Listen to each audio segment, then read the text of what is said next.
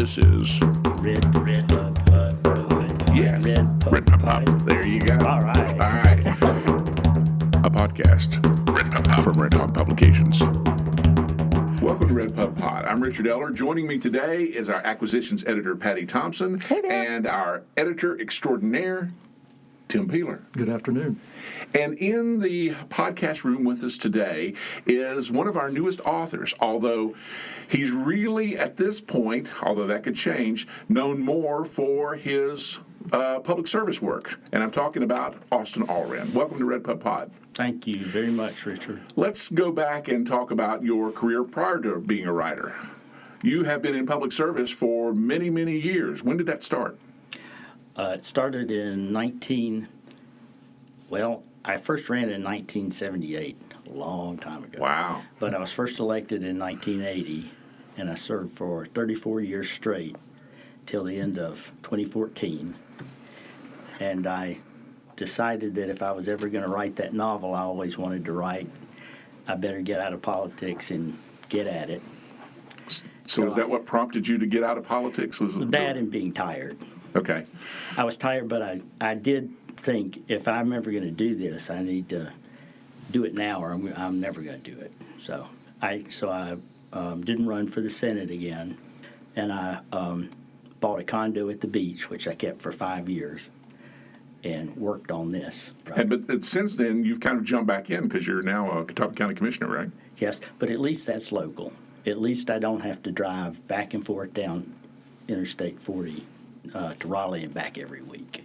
Ah. So I'm holding public office, but at least it's here at home. How did you? What was the genesis of this idea for the novel?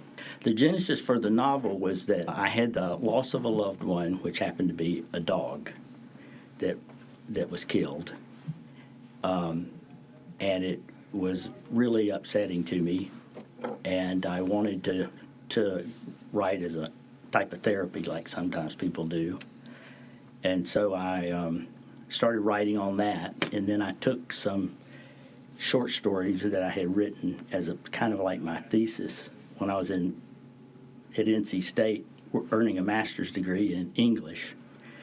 And I kind of combined all that and put it toward the novel I'd always wanted to write. Because you had been, you've taught here at CVCC, right? Yes. As among other things, yeah. 2 different times. Once business law and once English.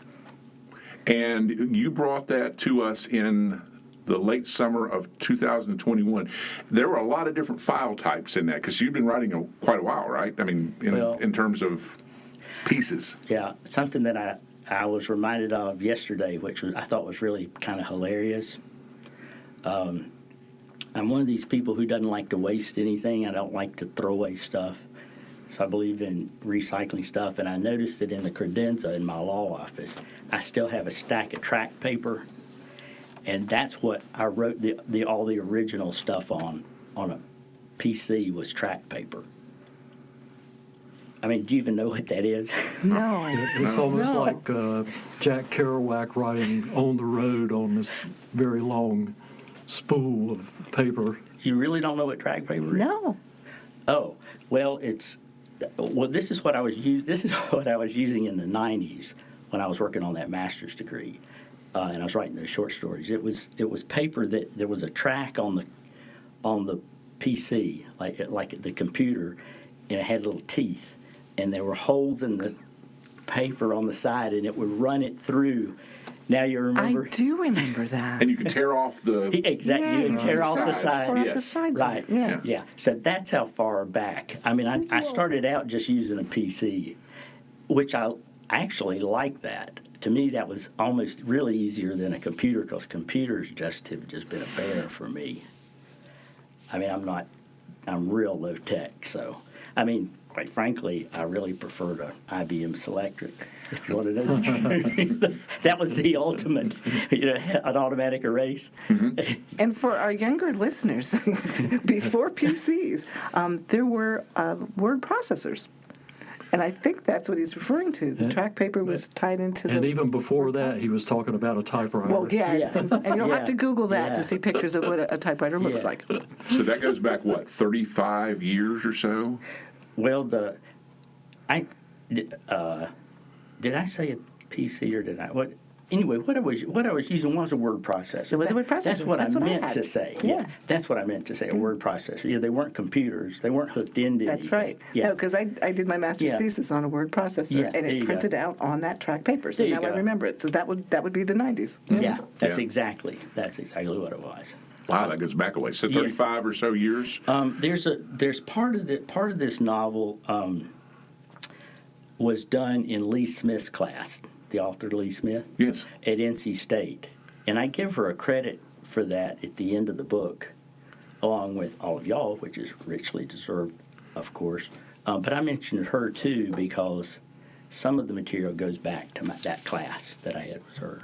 See, you were an attorney and in public service, and still went back to school to get your graduate degree in English. I did that at night in Raleigh. Because you always had a passion for writing? Well, I learned something when I was in the legislature. When I first got there, my very first term, there's alcohol at every single function, okay? And I learned that if you're around free alcohol, you may become an alcoholic, or you better maybe not do any of it. And so I made the decision my first term, I'm not doing that because there are just an endless number of reasons why I shouldn't. So there were better ways to spend my night sometimes than some of the ways that I might have. That's And fascinating. it took 6 is. years for me to do it, so it kept me doing something that was a good thing.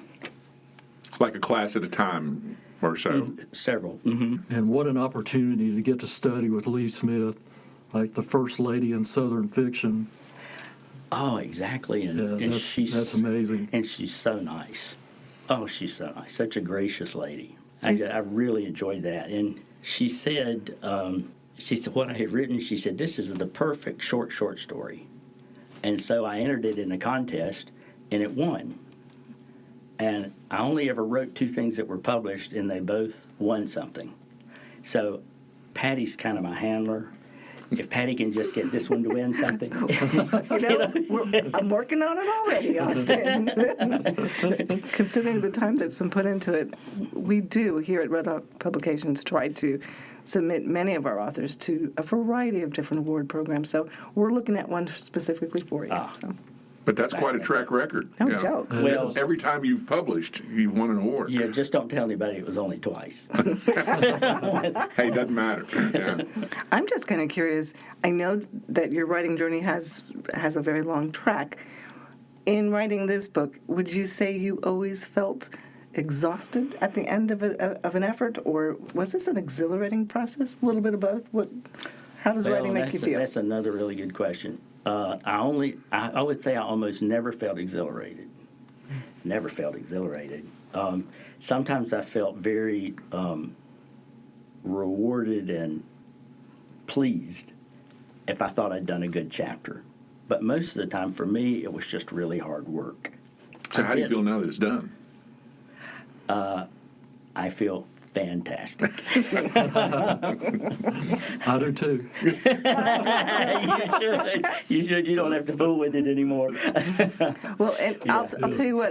Tim says that because he was my last major editor. Yeah. And he was so gracious, and he read every single word of it, and he took every single word of it seriously.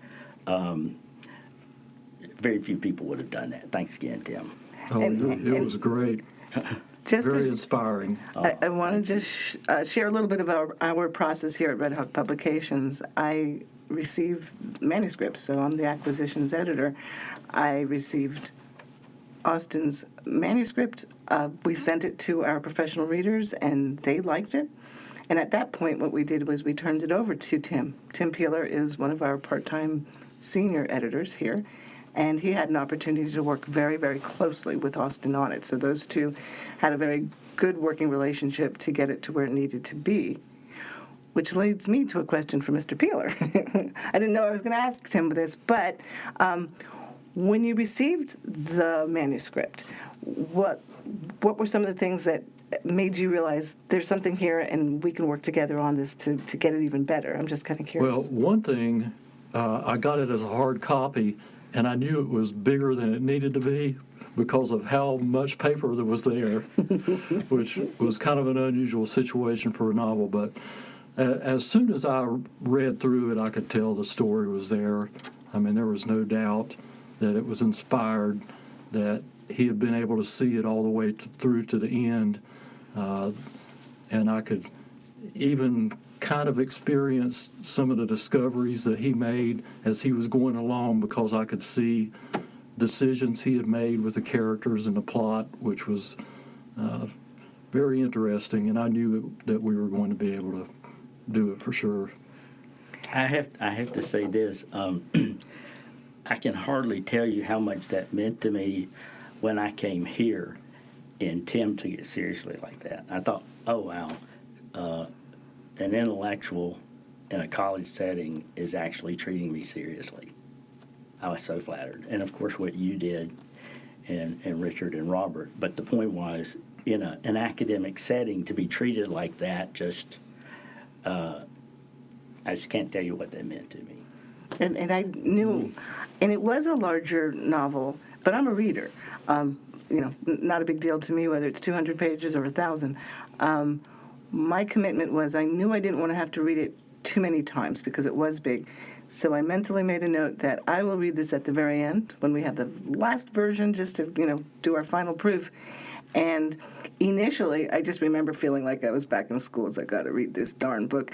About a quarter in, I saw so many different devices and things that you were doing, and then I couldn't put it down. My husband's yelling at me, "What are you doing? I'm reading this book."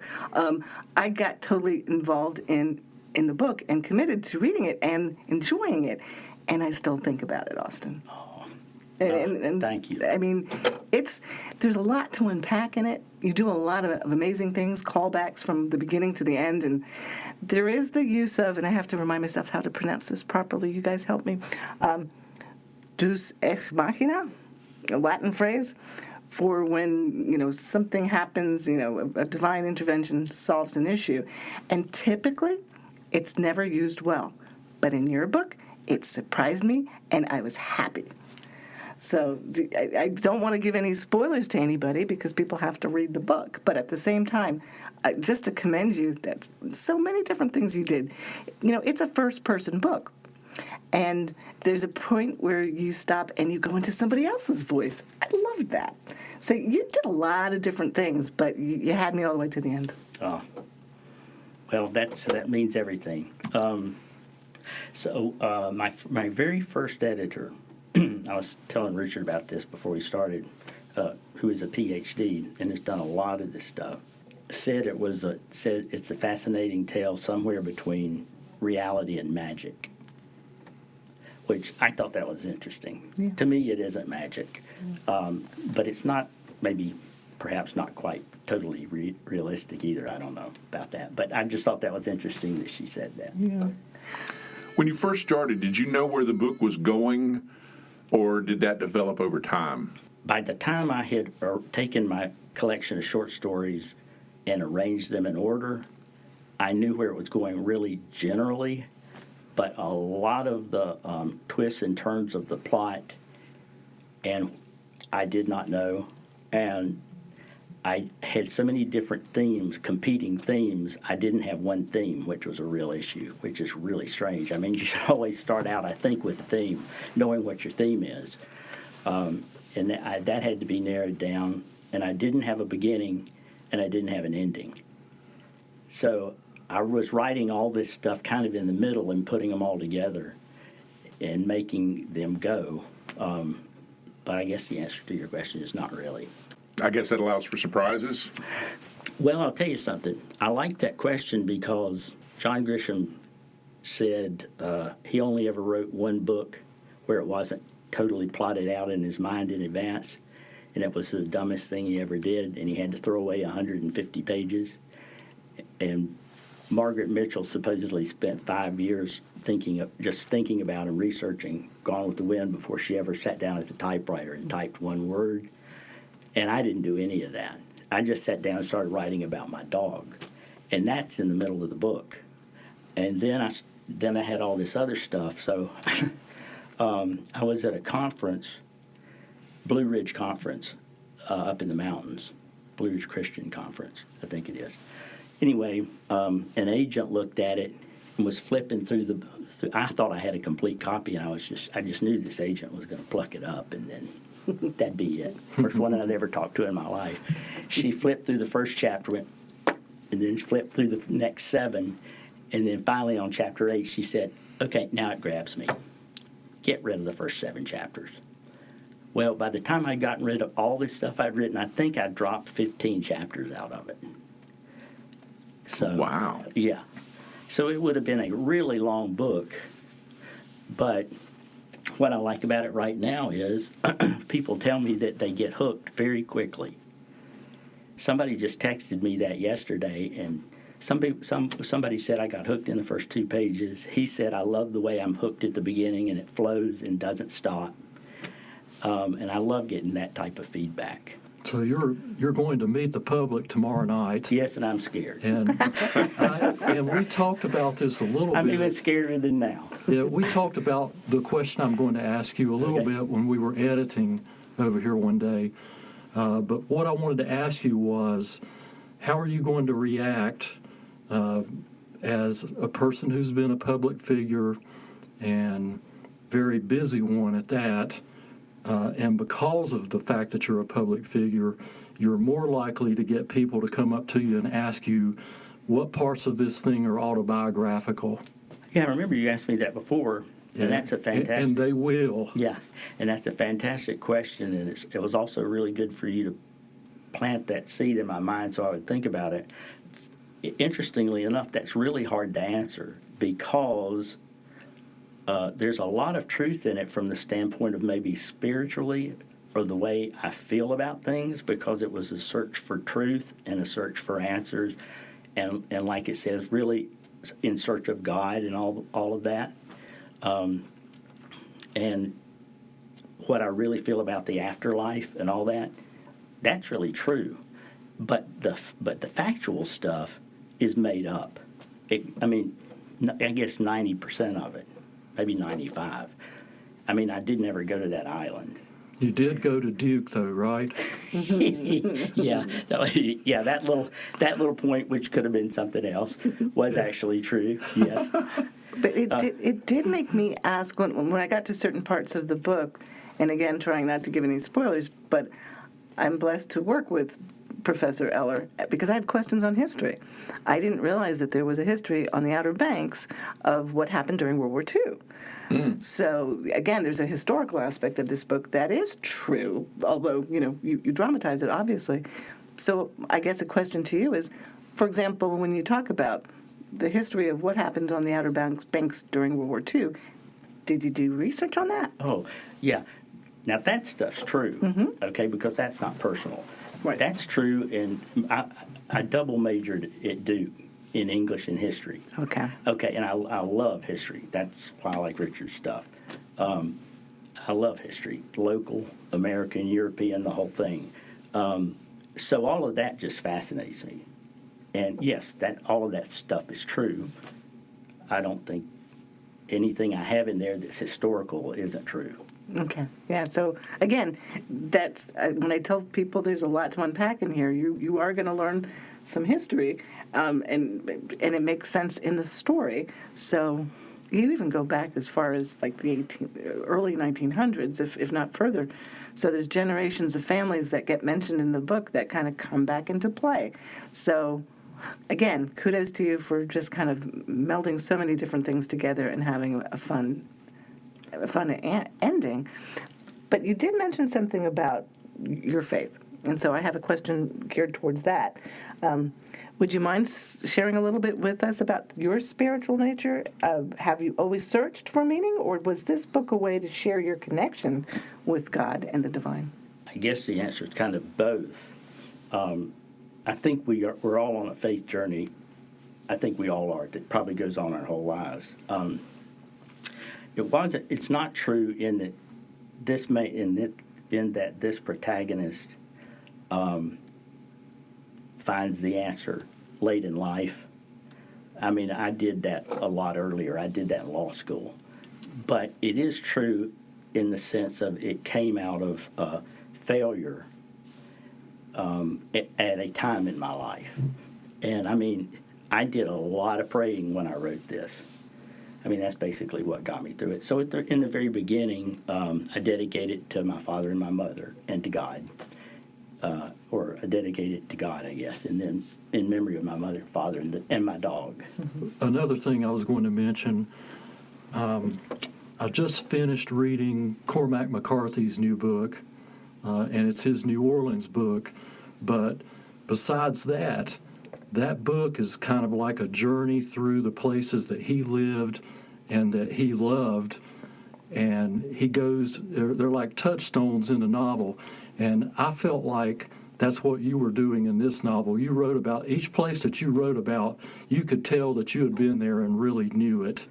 And I'm maybe not asking a question, but it seems like a very important part of your book is that you really knew the landscape that you were writing about. I really felt like that on the Bogue Banks part. I could tell you had lived there. Yeah. I like that question a whole lot because that gets back to your original question of what's true and what isn't. I mean, particularly for somebody who's never written a novel before and is just trying to struggle through writing one, I think you should try to write about something you're familiar with. So I think all fiction writers draw on personal experiences, even if it's fiction. They might fictionalize it, which I did, but you draw on personal experiences. And yes, I've spent a lot of time out there on the Outer Banks. Even going to that island was actually based on a trip that I took with kids, with some other kids during spring break when I was in college, just like they did. And we went to Shackleford Banks. And it's really similar to that. And then I did a lot of things like that. I mean, there wasn't the house and the other stuff. But even things like those 4 plaques at the end, I don't know if you remember them or not, those 4 plaques at the end. But one time I was under the crawl space of my house, and it was really gross. I mean, it's like 1.5 foot, and it is just disgusting under there. And I discovered 4 plaques, and they were famous. Some of them were from one was from Shakespeare, one was from Franklin, one was from Newton. And I can't right the second think of what they were, but I pulled them out and cleaned them up and hung them on the wall. That made me think of that. So, I mean, you draw things out in your life. And sometime when I got my first job after coming back from law school, my first job is in an attorney's office. Some lady did, I guess it's called a horoscope, drew me a horoscope. And it was so amazingly accurate, and I had never met her, that just kind of made me go, whoa, this is bizarre because I don't know how she did this, but I've never met this lady.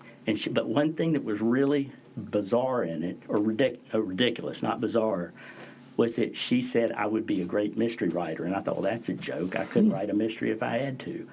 I can't do anything like that. Well, I guess I have. Yeah. So you see what I mean? It's Fulfillment. It's just fun. I think it's fun to pull stuff like that into a novel, not because it's, quote, true, but because I guess it's fun or interesting or something. Now, is that what drove you to say, I got to take these short stories and link them together and make a novel out of it, as opposed to publishing just short stories? Not just short stories, but in a different way, publishing this in a different way. The other reason that I wrote a novel is because that's what I'd always wanted to do. It was just a goal. It was simply a goal. But I don't think my mind works very well to write novels, and I had all these short stories, and somebody had read those and said, that kind of sounds like it's kind of like about the same person. He just gets older. And so I just arranged them in an order and then just started reworking them. That's amazing. I have so much admiration for you for the ability to do it and to do it creatively and so well. So, and not to mention the perseverance over time to and to over hang the with last year plus, the perseverance. A reference to being here. And now here I am in the torture chamber. People don't know what we went through. Was that last year and a half the toughest part of it, or was it earlier? No, it wasn't the toughest part. Tim was amazing, and Patty's been amazing. This has been amazing, no. But the hardest part, I think, was just sticking with something. Somebody has said that the greatest enemy of creativity is self-doubt. Well, I mean, I certainly have an abundance of that. So, and then my first editor, and I mentioned this when I gave her the credit, Linda Hobson, said to me early on, she said, to write a novel, you have to have faith. So that I never forgot that, and I just stuck with it. I've also heard it said that the main reason people will fail at writing a novel is they'll give up. They'll just give up. So you can't do that. Well, in some ways, your political career and your writing career kind of parallel each other. Because, I mean, you were long-serving in the North Carolina legislature, many terms. And so you stuck with that and stuck with the writing as well. Tenacious. Yeah. Tenacious. I'll ask you one more question. What advice would you give to other busy professionals who are maybe thinking about getting into some form of literary or arts world with their time? What advice would you give them? Don't do it. Wow, it's tough. I've thought about that so many times because over the years, so many people have come to me and they said, I want to get into politics. How can I get into politics and how can I be elected? And by the time you tell them the truth, they think, oh, I can't do that. It's like any field, it's so hard to get into things. You almost have to start really young to do it. I found to publish is really difficult. Once you have written a novel, then it's almost as much of a challenge to try to get it published. Nowadays, you're supposed to get an agent, and that's almost an impossible task, just to get an agent. And then if you get an agent, that doesn't mean they're going to do you a very good job. And then if it actually gets published, it doesn't mean anybody's going to read it. It's really a hard thing to break. The gatekeepers are many. Yes, yeah. It's like an obstacle course. I mean, so, if you were a genius and you were Thomas Wolfe or something, you could sit down and write all this stuff and send it to some guy at the publishing house, and he would edit it all, and magically you just become famous overnight or whatever. But it doesn't happen much like that.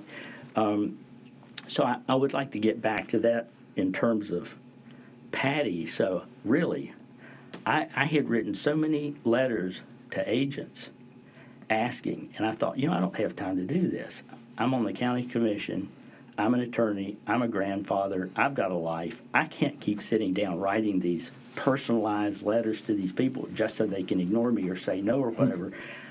This is too much. So when I was at downtown Hickory at Oktoberfest, and there was Patty standing there at the table selling books, and I walked up to her and asked her if she'd be interested in my manuscript, and she said yes. I was like, I just knew that was just God intervening again. I believe that it's always, God always steps in for you at the right time. And I'll never forget, you said something like, boy, you seem so energetic and enthusiastic. And I said to you, I feign enthusiasm well. Because one learns to do that in publishing. That's funny. But we were very grateful that it ended up being the book that it ended up being. So we were blessed. And that's another thing, just to tribute to here at Redhawk Publications and Dr. Henshaw, giving us the opportunity to do things that other publishers might not take a chance on. So, and Richard, you might even want to expound a little bit on what we are here doing, which helps us help. Can I expound first? Please. First, that brings up a point that really impresses me is there is a lot of faith in this story. There's a lot of religion in it. I mean, some people will inevitably think too much, and they would probably be turned off by it. But what impresses me is that even though this is a college, even though it's tax funded and all that, you don't just look at that and go, nope, we don't touch that. I mean, I think that's a horrible way to treat. I mean, if you're going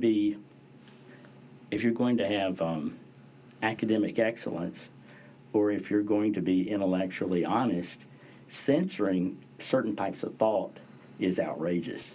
And there's a lot of that nowadays, a lot. And so, I mean, I really appreciate the fact that you didn't do that, because you could have.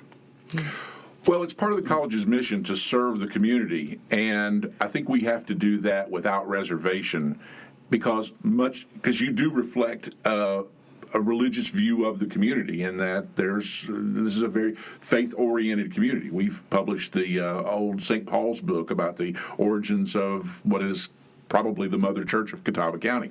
So I think you have to look at the wide embrace of what the lived lives of our constituents, our stakeholders, are, and serve what they are writing about. And so if you're writing about it, and obviously people are reading it because we've had good sales on it, and probably going to have more after your 2 debuts, that reflects what the community is all about, and that's what we're here to do.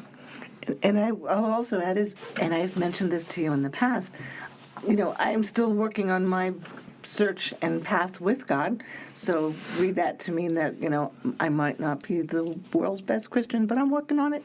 Reading your book has given me pause for thought. And so it's been transformative. And for that, I thank you. Wow. There's power in it. So if you're a listener out there, please, this is a book that's going to engage a lot of your senses and make you very thoughtful. So I'll stand behind not that. evangelical, but assistive. Yeah. In that way, yeah. Well, I love to get that feedback. That's a huge compliment. A huge compliment. Now, how are you going to feel once people know you as an author, a novelist, as opposed to a county commissioner? Well, at my age, it's kind of like whatever. If I were young, you'd be trying to maybe make it go one way or another, but Well, once you've hit 70, it's kind of like whatever here. Whatever works. Yeah, right. I've told Austin, welcome to the artist community. You are now an artist, a literary artist, and an author, and that's going to bridge and break you into a lot new venues and meeting more people than you would have ever thought. Especially, I hope so. I believe it will. And I guess now's as good a time as any to just mention, when you hear this podcast, probably you will have missed the first book launch. That's happening tomorrow, January 26th at Tasteful Beans, tomorrow evening. But since you're hearing this probably a few weeks later, please come to our second book launch, which will be a discussion with the author. That will be at the Patrick Beaver Library, February 23rd. That's also a Thursday, from 6 p.m. to about 7 p.m. So we hope people will come out to that February 23rd book launch at Patrick Beaver Library in downtown Hickory. And there'll be more to come. We're also hoping to get you to the Catawba County Library in Newton sometime in March. So keep a look on our website. Keep in touch with what we put up on our Facebook, Instagram, Twitter, TikTok. We do it all.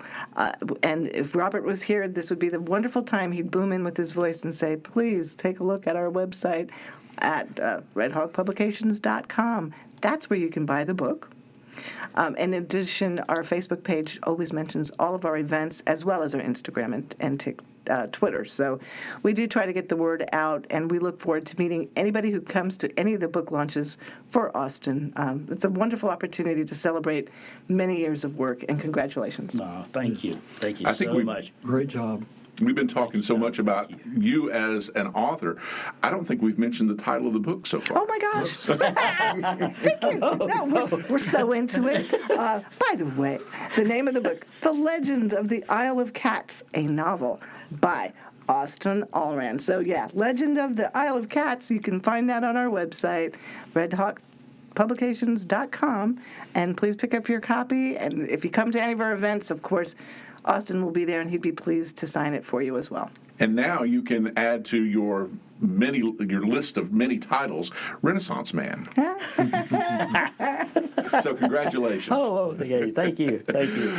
We've been talking to Austin Allran today. man of many talents, who has now joined the stable of writers with Redhawk Publications. Thank you so much for joining us today. Oh, thank you so much. Thank you so much. And since this is your first podcast, and one of the things we ask our guests to do is, can you say the title of it 3 times fast? RedPubPod. RedPubPod? Yes. He did it. RedPubPod? Yes. RedPubPod? There you go. All right. All right. Thank you so much for joining us today. Thank you, Austin. Yeah, thank you. Thanks for joining us on another edition of Yes. RedPubPod? There you go. All right. All right. RedPubPod? A podcast. RedPubPod, Redhawk Publications. Red